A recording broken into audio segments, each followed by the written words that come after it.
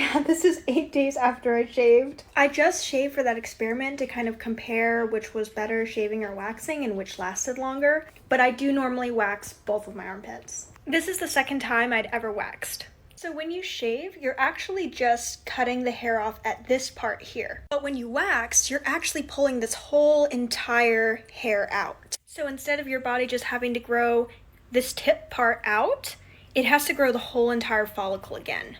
That's one of the reasons why it does hurt when you're first waxing, because the follicle is really big. But over time, your follicle actually grows back thinner and smaller, and so it hurts a lot less. I can confidently say around like my third time waxing, it hurt way less than it did when I first started.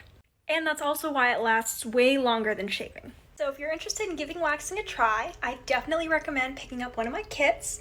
It has everything that you need to wax, so it makes it super easy, and it's 50% off right now when you buy through my TikTok shop.